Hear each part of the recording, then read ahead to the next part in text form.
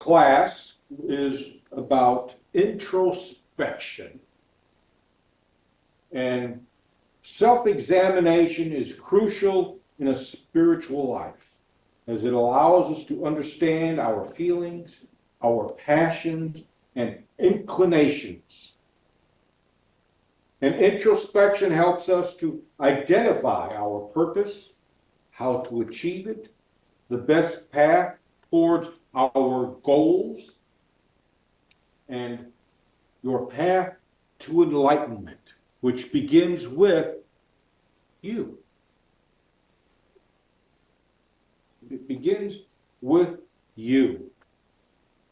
And, when we ask ourselves these questions, and we've all asked this question at one point in our life, if not several points, what is my purpose?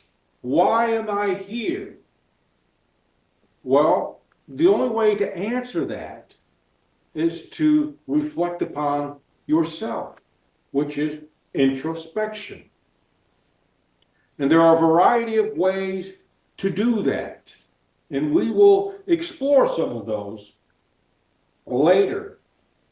But right now, we're going to explore ourselves.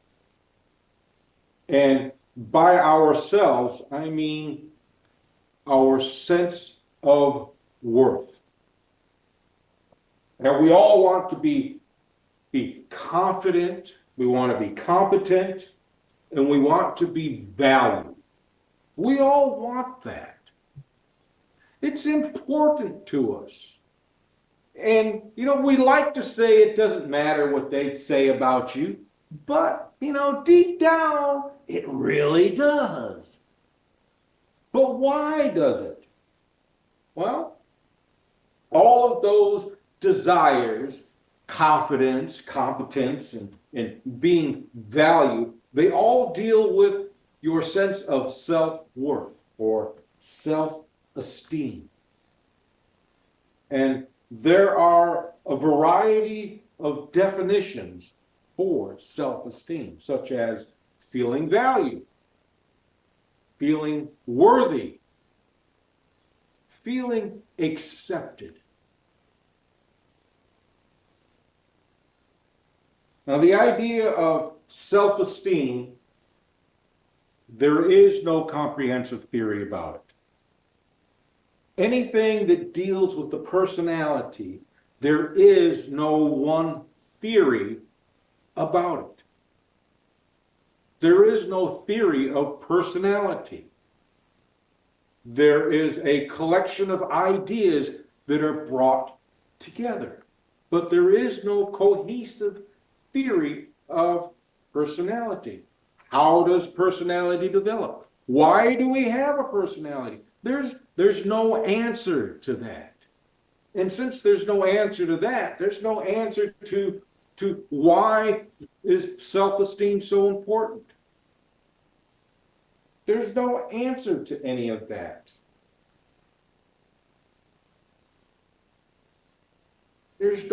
And because of that, we don't know how to maintain a healthy sense of worth, or even what comprises a healthy sense of value, self-value, or why we feel worthless a lot of times. There's no valid reason to explain any of that.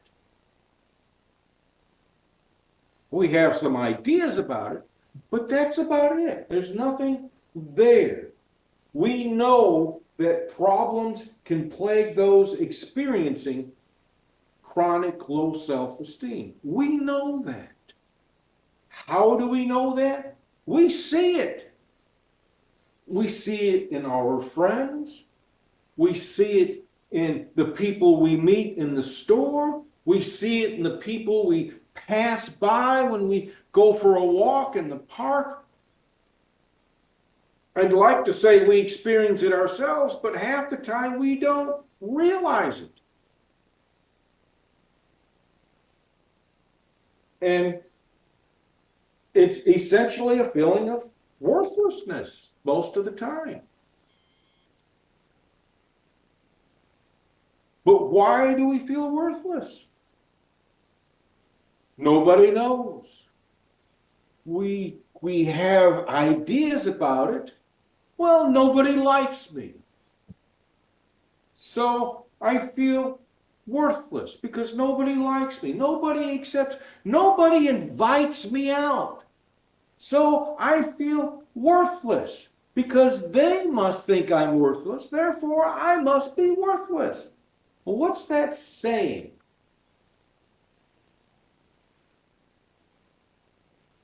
Think about that. What does that say?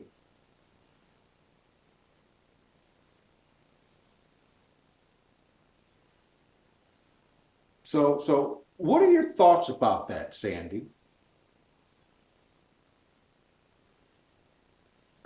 Well, I I can understand that completely. I mean, when I think of worthless, feeling worthless, I think a lot of times people are just hopeless. They're more, there's no hope, which means that you can't change anything, so you have no ability to make anything better. So you feel like you have no worth because you can't, you can't affect any kind of change or anything. So I think a lot of people I feel like that a lot of times. So I get it.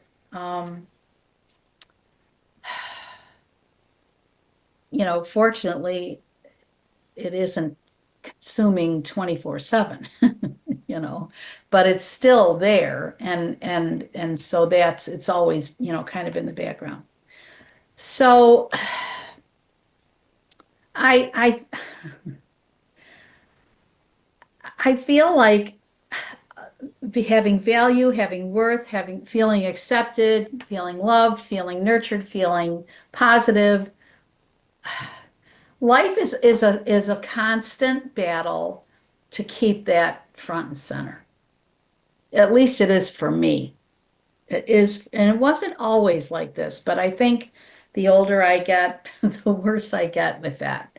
So the answers, try to focus on the positive, um, try to, uh, uh, knowing what you can change and accepting changing what you can and accepting what you can't. Okay, that's important.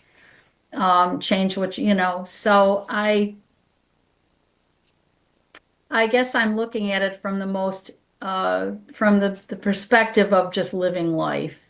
I'm not looking at it from a higher perspective right now. I'm just looking at it as everyday living. So the first thing you probably have to do is get out of that and raise yourself up out of that.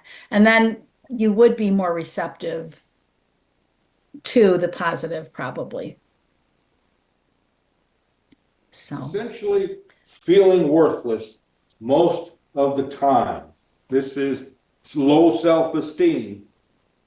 This is the chronic low self-esteem. We all experience chronic low self-esteem. I don't care if you say you're always positive. I know it's not true. We all experience it, whether it's at brief moments or extended periods of time. And people that experience this quite often, quite a bit, or spend a lot of time wallowing in it, okay, these people tend to lack direction, lack competence, feel they are unsuccessful. And, the interesting thing about our self-esteem and how we are to maintain our self-esteem is that while we like to say it all resides in you, the largest contributing factor to your sense of value resides outside of you. You do not necessarily make yourself feel good. And choosing to feel good is difficult, if not one of the biggest myths we like to perpetuate. Therefore, we must rely on others. This is why it is so important to socialize. Because where do we get our sense of value from? Beth? From others, feeling we're one of the herd. Feeling we're one of the herd. Exactly. Yeah. Your level of self-esteem is not something you can maintain by yourself. You have to be around people Mm-hmm. in order to maintain your self-esteem.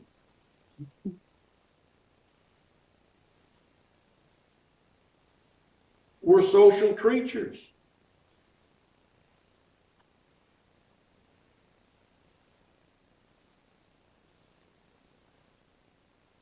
You know. I'm going to interject. Okay. Not object, interject. When I was in graduate school in the 80s, early 80s, gosh, this might even been undergraduate. In my psychology classes, they were talking about an experiment with babies. Where do they get these mothers to let their babies be experimented on? I don't know. And I still don't know. But they did an example where the caretaker, in this case, the mother with her infant, because babies you can only see so far, from the breast to the face. That's their distance, newborns. They would have a group of mothers smiling and interacting and cooing with babies, and they had the other group stoic, deadpan face, just nothing. And those poor little babies in that second group got really fussy and fretful because they were getting no feedback from this face. Some of them would just out and out cry and become really distressed. And that's the beginning of our self-esteem, of our sense of self-esteem. Exactly. Exactly. If I didn't read the same article, I read one similar to it because It was long ago. they used orphans. Maybe that was it. They used orphans and caretakers. Mm. And they had caretakers that would smile, coo at them and such. And the other caretakers didn't do any of that. They just fed them, changed the diapers, did whatever was necessary, and that was it. And you're right. The ones that didn't get that cooing and stuff, they were emotionally stunted. Or they had failure to thrive. Mm-hmm. Mm-hmm. Mm-hmm. And probably is the same thing. Mm-hmm. So that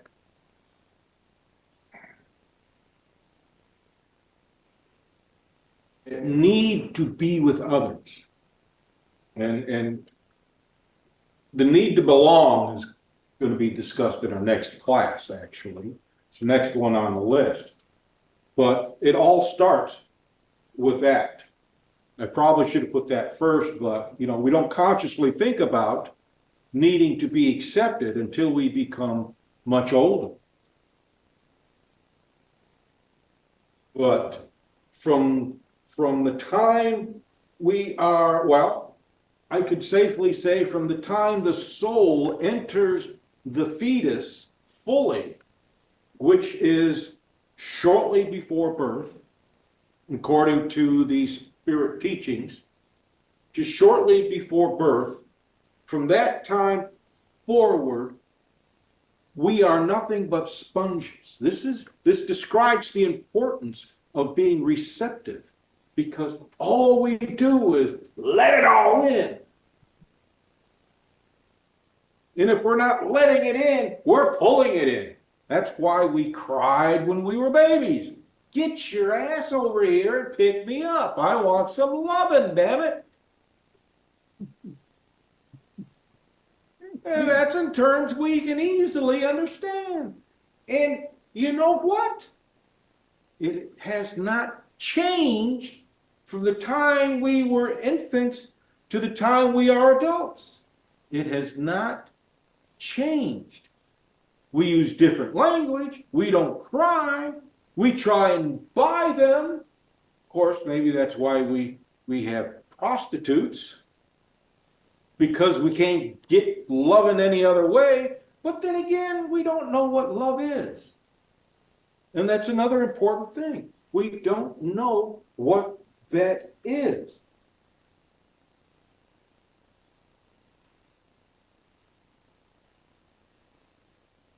And,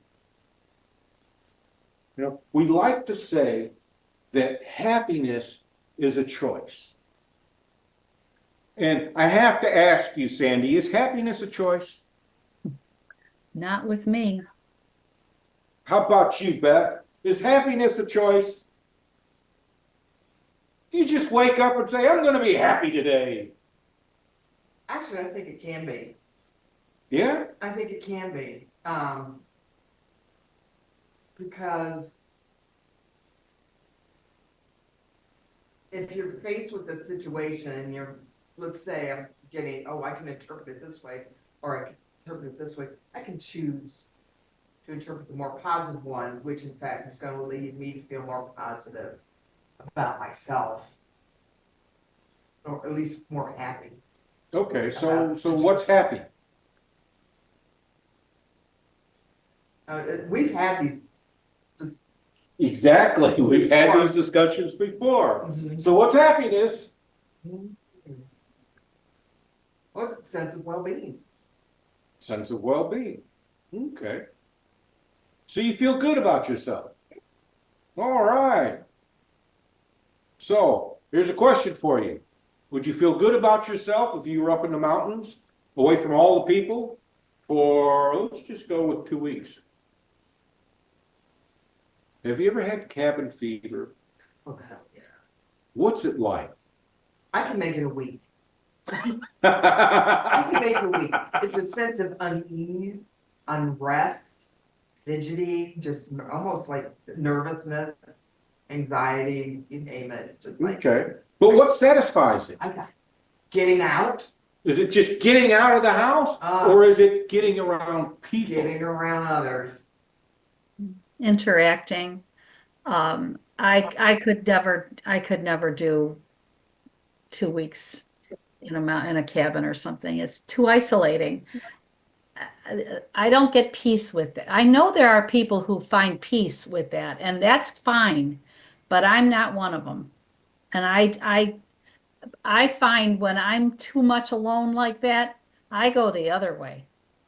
I start to feel very, I don't know what to call it, insecure, or I start to feel questioning and you know,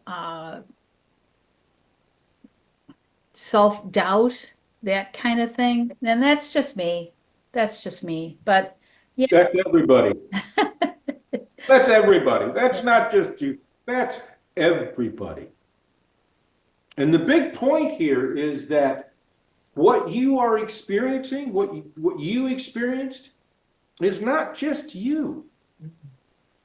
The more you understand yourself, the more you understand everybody else. That's exactly the way it works. We are all the same. What separates us is the intensity of the experience. But we all experience the same thing. We all experience low self-esteem. We all experience high self-esteem. We all experience those periods in between. But it's the intensity that separates one from the other. We don't all have to go out and hang off the side of a cliff to feel that adrenaline in us. All we have to do is drive down the road and have some fool pull out in front of us and slam on the brakes. It's the same thing. Mm-hmm.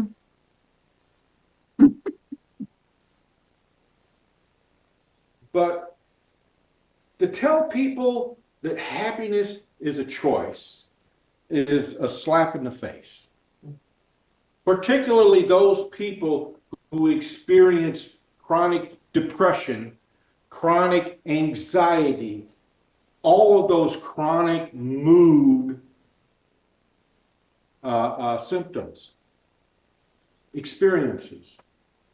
And all those people who experience what we call negative moods, it's a slap in their face.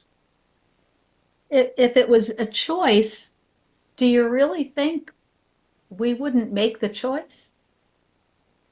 Precisely. I mean, it is You an have to know- insult. you have to know What's there's- it? I'm sorry, You have to didn't, know there's a choice. yeah. There's a choice to everything. She says you have to know there's a choice. Yeah. And most people don't get that. Do you know why people don't get that? You don't think about It's not that they don't think about it. What are we taught about emotions? They're uncontrollable. it. We're all impulsive creatures. We just, oh, I want that. We reach out and we get it. You know, why are you so depressed? Here, smoke a joint. Take a few hits off of this. You'll feel better. We've got these misconceptions about everything because nobody has bothered to teach any of us about any of that. We spend a whole lot of time dodging crap. That's true. I talked to someone the other day. They've got people that moved in with them, and they discovered that they were adding hours to their work schedule just so they could stay away from them.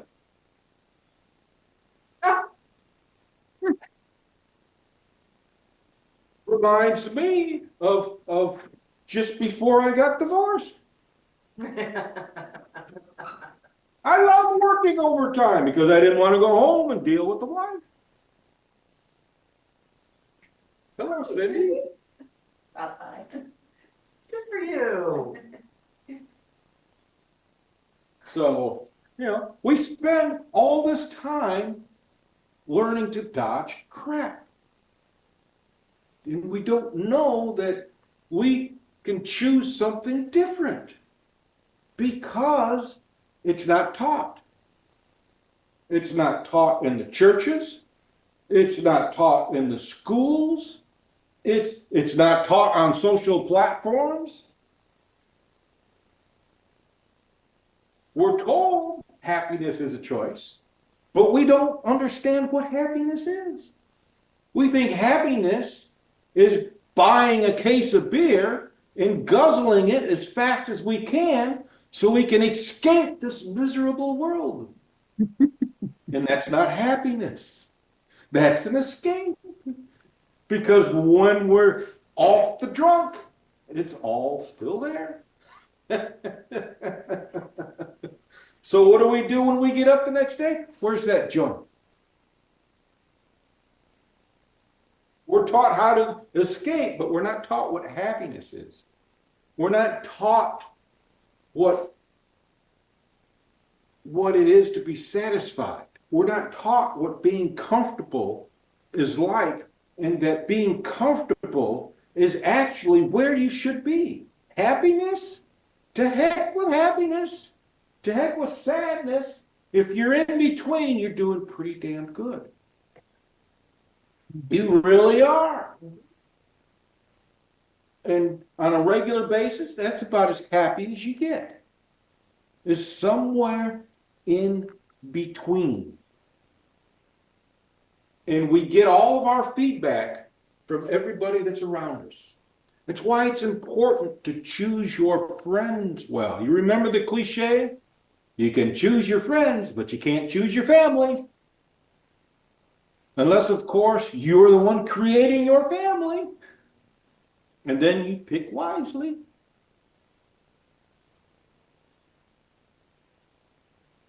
So, what are your thoughts on that, Beth? Oh, that's very true.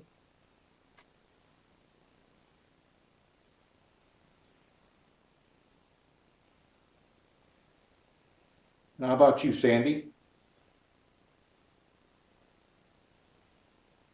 I, it's it's a very difficult, um, it's very difficult to break down for me. I'm listening to, I'm hearing everything you say, I'm hearing everything everyone is saying, but I do know that it's not that easy. It's not easy. That I will say. Can it It's not. happen? Yeah, but it isn't simple or easy. It's a If it were process. easy, everybody would be doing it. Yeah. And you don't see everybody doing it. You No. see people embracing their anger, Mm-hmm. and Mm-hmm. you know how much energy that takes up?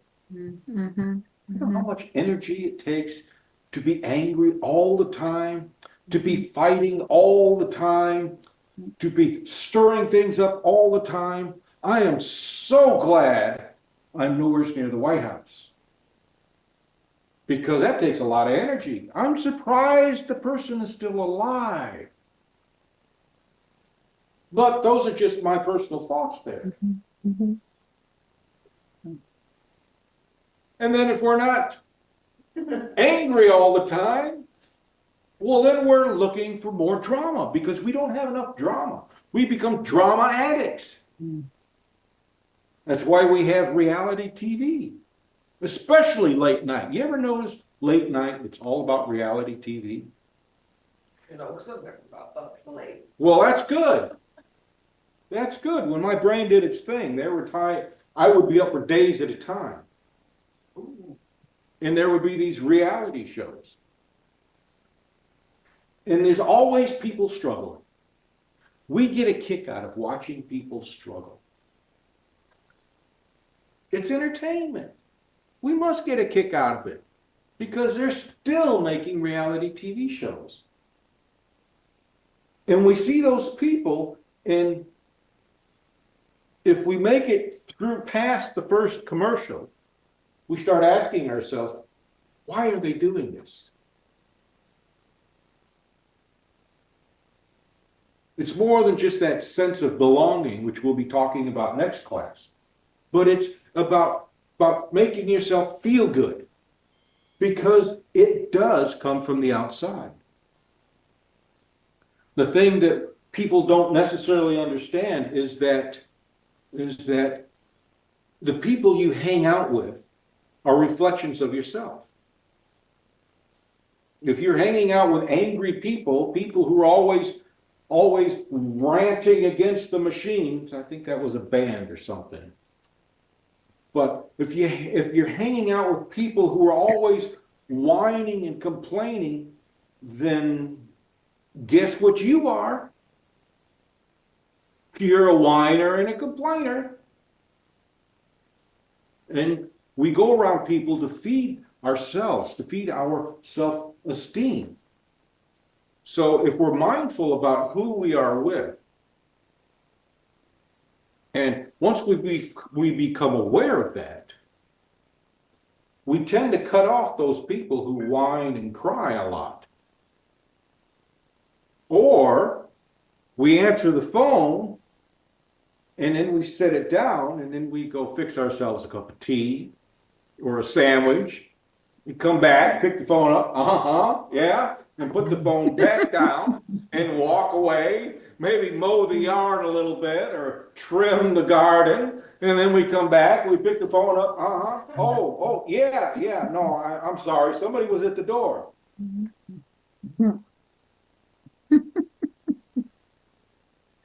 And why do we do that? Because we feel bad. We feel bad about doing that. Because here, now we're thinking, okay, this person is reaching out to feed their soul when, what's the cliche about misery? Loves company. They just want us to complain so they feel good about complaining. that sense of value and sense of worth, it comes from inside, yes, but before you can build it within, you have to have it from without. You have to be around people who are going to encourage you, who are going to help you to realize you are valued. It's like that book that you were reading, Paul Selling's. Any comments or questions so far?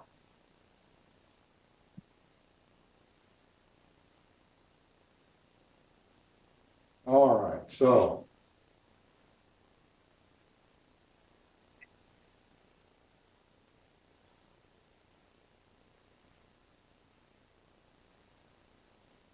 self-esteem, self-worth. We see people all the time. Those people, and we read them all the time too. We read people. We can't stop doing it. This whole concept of stop judging people is a load of crap, because you judge people all the time. If you didn't, you would walk up to any stranger and shake their hand. But do you do that? No. Why do you not do that? Too many germs. Too many germs. Nothing about he looks creepy or anything. Oh, that too. Nothing about the Yeah. eyeliner and the black lips and the hair. You know, nothing about any of that. Ooh, he looks too different from me. Nothing about that. It's just germs, right? So we read people constantly. We gaze at their faces. We see their body posture. This is all information we take in automatically. Automatically. We don't even think about it. It's just, ooh, doo, doo. It's like getting your parking validated. It's just done. And through this process, judgments are being made. All of this occurs below your threshold of consciousness.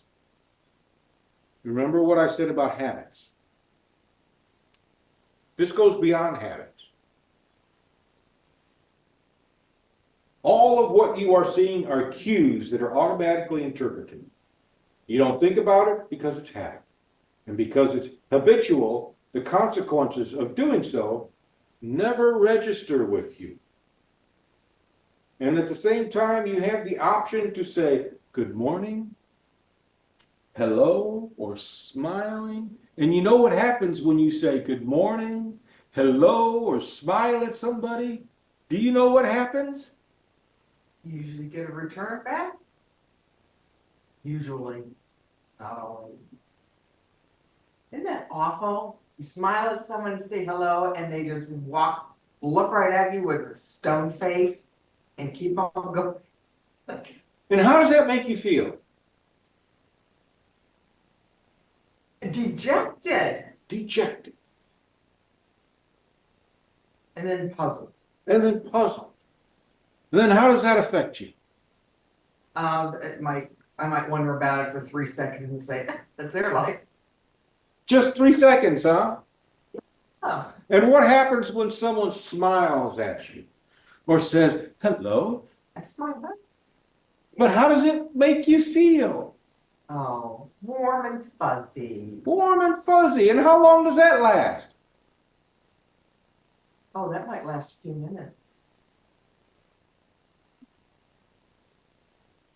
Mhm. Do you know what's happening there? Anybody? I'm sure it's a release of some kind of chemical in the brain. She's evading the question. Someone has made me feel good about myself. Feel good about yourself. Exactly. Your self-esteem meter just went zip.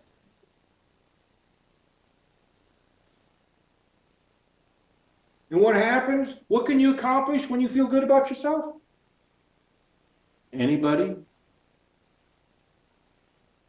Let me ask you this. What can you not accomplish when you feel good about yourself? You have to think even harder for that one. Because you feel good about yourself, you feel successful. And what happens when you feel successful?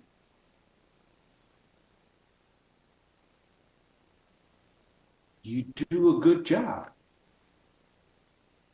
Why do you do a good job? Because you know you can. You have And confidence. somebody said hello and smiled at you. Mhm. See how important that is? See how that works? We are social creatures. Of course, you may run into some like Beth over here. He's picking up. Well, that's because you just 3 seconds, maybe a few minutes. And you know, the thing is that how you feel is how they feel. When you smile and say hello to them, even though you get this false impression. And what I mean by false impression, they stare at you stone-faced. And what is your reaction to that, Beth? The feeling of dejection. The feeling of dejection. However, they may be staring at you stone-faced because you surprised them. Oh my God, someone said hello to me. What am I supposed to do? Their self-esteem just went off the charts. And because it went off the charts, they don't know how to react. False impressions. False impressions lead to what? False judgments. It's okay to make judgments, just don't get hung up on them. That's the important thing. Don't get hung up on them, because somebody is going to look at you and say hello, and you're going to go, huh? And they're going to just walk away going, eh, just like Beth did. False impressions. Don't get hung up on them. It's good to say hello, regardless of whether people stare at you like you don't know. The thing to worry about is when they growl at you. And then that just means you're talking to the dog instead of them. Mhm. So, how can you know if you are experiencing a low self-esteem event? How about you, Cindy? Any comments to that? I don't really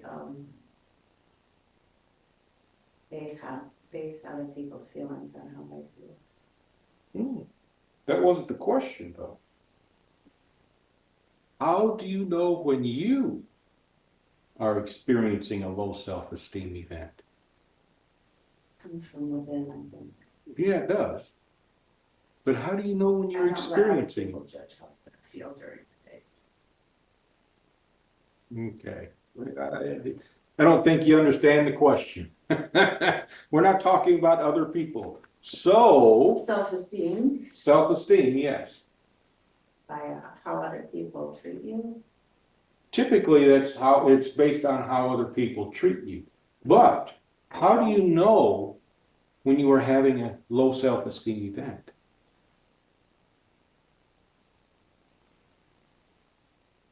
When you are experiencing low self-esteem. Don't let other people govern how I'm going to feel for the day. By saying good morning, I just start off with together. Okay. I feel bad, and I find myself, I'm questioning my judgment. Okay, you're questioning yourself. How about you, Sandy? Yeah, am I really as bad as they're trying to make me feel? You know? Okay. I mean, if you're feeling low self-esteem, it's obviously coming from somewhere, probably outside of you, that's triggering it, that low self-esteem moment. But maybe not always. But I mean, I guess it's do I shrug it off, or do I buy into it? Well, let me ask you this. How often have you woken up and gotten out of the bed and smiled and told jokes to yourself, just felt chipper? I couldn't even tell you. I have no Not idea. even once? Well, I mean, I've been around a long time, so sure, I'm sure I've woke up happy a lot of times in my life, but I can't think of anything in recent memory. But sure, get up and happy and face the day and all that good stuff. Yeah, yeah. hmm I might be somewhere in between, not chipper and smiling, but not, having my chin on the ground either. So probably somewhere in the middle. You know, Yeah, typically that's where we're at. yeah, do what Just you gotta somewhere in the do. middle. That's why it's called the bell curve. We don't want to be on the outline. Yeah, We want to be somewhere in the middle. yeah, yeah. Get up, do something, feel Not, like you've accomplished something, you know, whatever it is that, clean your house or go run errands or something that makes you feel good about accomplishing something. So that's a good day. Mhm. when I'm feeling low, I usually feel aimless, I'm really tired. tired, aimless. That's why I have a schedule in front of me. So I can, okay, this is what I'm supposed to be working on. And then I go to it. But typically, if you're feeling continuously anxious, fearful, or have the need to withdraw from a situation, chances are your sense of value or self-worth is being threatened.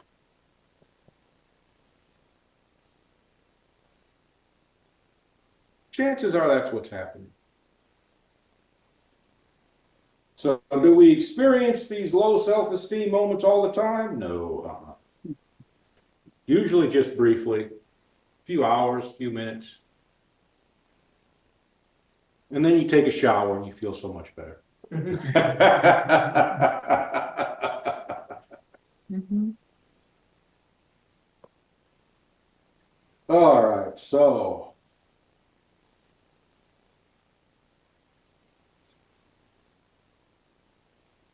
yeah, we all experience this from time to time. So if you ever wonder why you're acting in a certain way, or why somebody is reacting to you in a certain way, what's the best thing for you to do?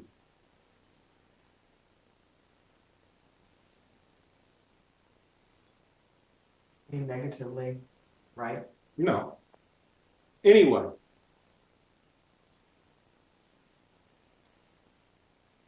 for instance, people like to say I'm arrogant and condescending. Answer. And Cindy's over here reinforcing that. Yeah, you are. You're Cancer. You are. Own it, buddy. You're just, oh. It's okay. So, but I started wondering, why do people think I'm arrogant? So, you know what I did? I asked them why they thought I was arrogant. And you know what they told me? Because you think you know it all. And you know what my response was? Well, I do. Exactly. I do. And you know why I do? Did you read? Because I take, exactly. I ask questions, I take the time to get answers. So I know what I'm talking about.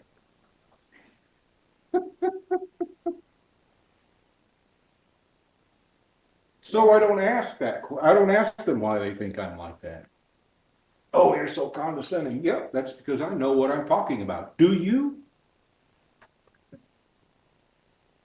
So, what is the most important thing you can do if you're being told you're acting in a certain way? Especially if you're uncomfortable with it. My brother used to say conceit is a fault and I have none. He's arrogant too. Most important thing you can do is to ask. The most important thing you can always do when you don't know something is to ask a question. If people don't want to be around you, ask why. It may be something as simple as forgetting to brush your teeth for a week.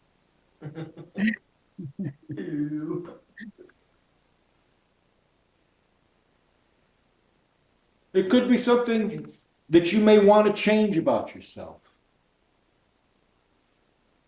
So you have to ask questions. And when you see other people acting in a certain way, you just have to watch them. Because the one thing you have to keep in mind, people tend to act in ways that are consistent with their self-view.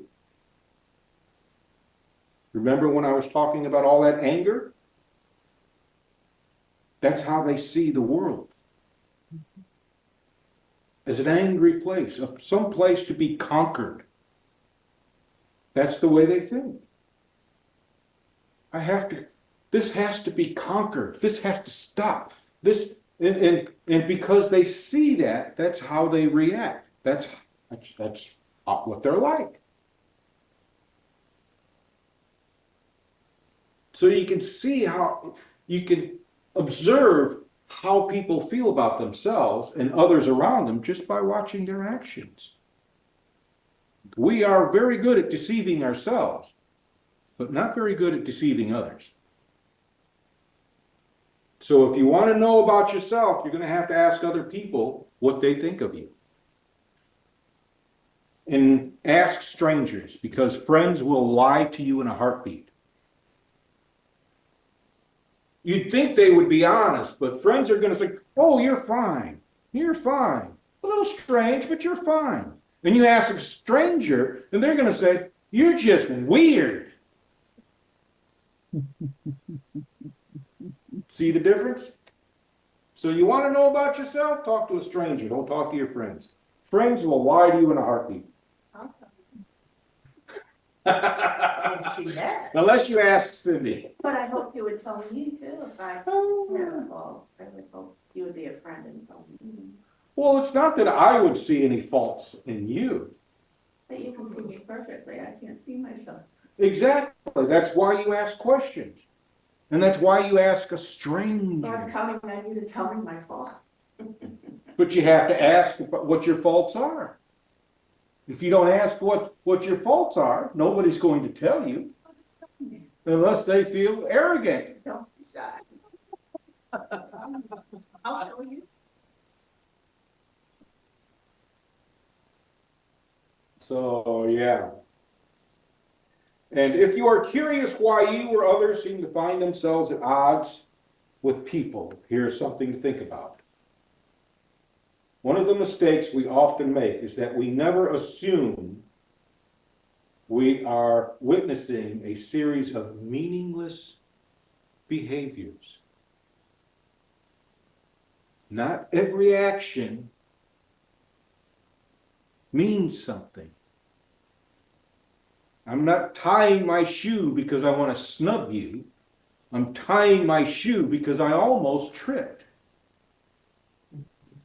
Don't read more into something than what's actually there. Again, ask questions.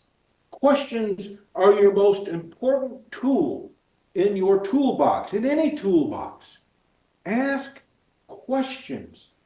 What do you mean I'm arrogant? How am I arrogant? Well, you think you know it all. Well, I do. Well, that doesn't mean you can tell everybody else that you know it all. Let them figure it out once in a while. Oh, My sister says, just get over yourself. You think you're all these things, just get over yourself. just get over myself. Why? I'm the only one that listens. Mhm.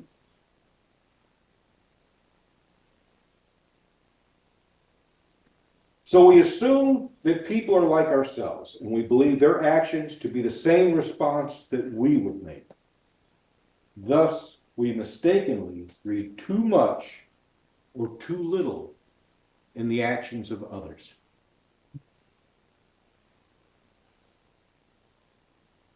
Questions. Always ask questions. It's the most important tool you have. Because if you don't ask questions, how can you expect to grow?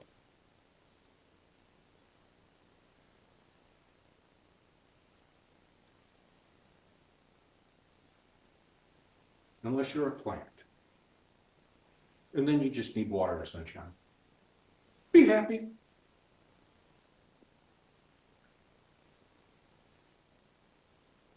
All right. So, what are your thoughts, Beth? Oh, that's a good topic. Sorry, my brain's just not working enough to expound on that. You know, the thoughts are up here, but I can't push it out. Don't worry, I won't hold it against you. I didn't think so. But you know, you're acting just like me. What do you mean? So, I know you only caught part of it, Cindy, so what are your thoughts? Oh. I think people put too much thought into feeling. I feel it. And I think you should let go of a lot of it. Well, you have to understand what it is that you're feeling. Not always. Some of it's junk. But those feelings there, I feel. It- You know, I'm kind of with you there because a lot of people say, I feel this, but they're really expressing a thought. No, you think that. What do you feel? well, and usually when somebody is rude to you, it's because of what's going on with them. Exactly. You know, and it has nothing to do with you, so you should not take everything. exactly, personally. exactly. Just walk with it. Have a day or give them something cheerful to think about. That's what Turn you it should do, around not for walk them. away. You should actually feel sorry for them, not judge them. If they're important to you, ask what you can do to help. If they're important to you, ask what you can do to assist them. That's why we're supposed to love her. Precisely. How are they going to become a non-enemy? Unless you ask them how you can help. Why are you doing this? Well, Well, I don't understand that. Explain it to me. Try to understand. You know what happens when people feel they're understood? Their emotions de-escalate. Okay, de-escalate. But they start feeling better about themselves. Mhm. And you know what happens when someone feels better about themselves? You feel better about yourself. Especially if they're feeling better about themselves because you helped them with something.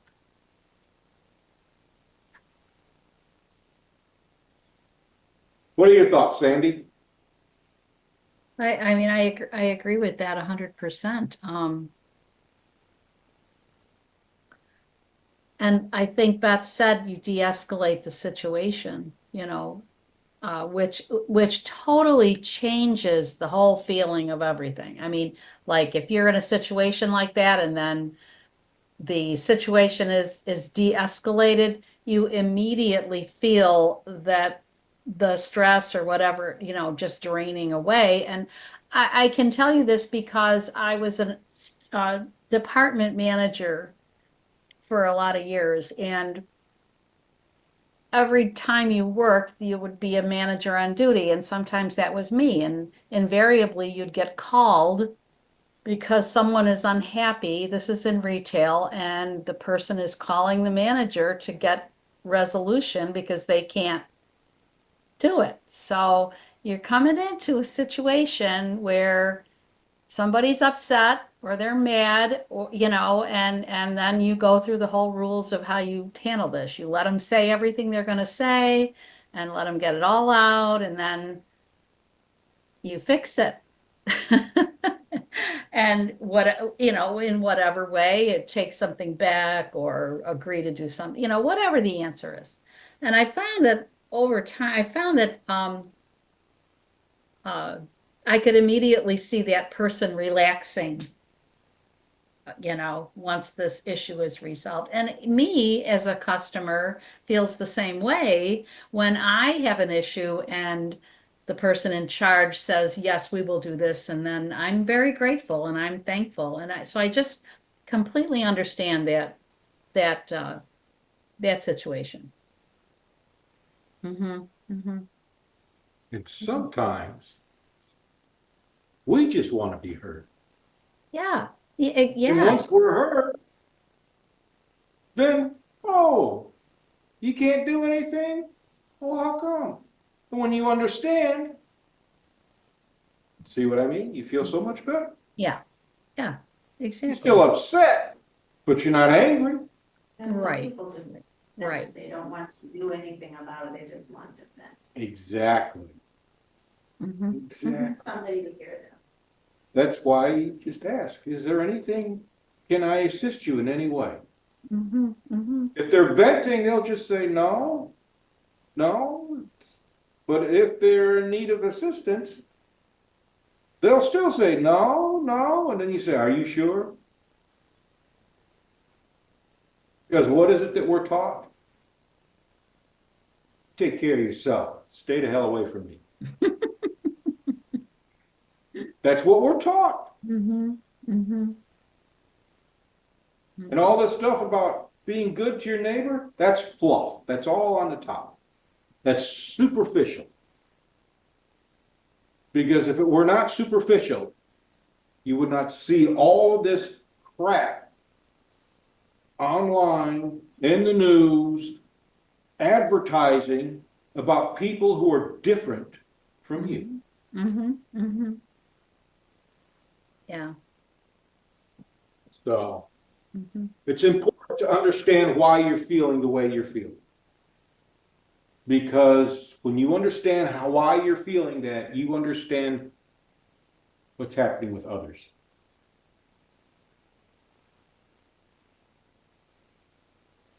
So, all right. So let me see here. Now, our next class will be about the need to be part of something or the need to belong.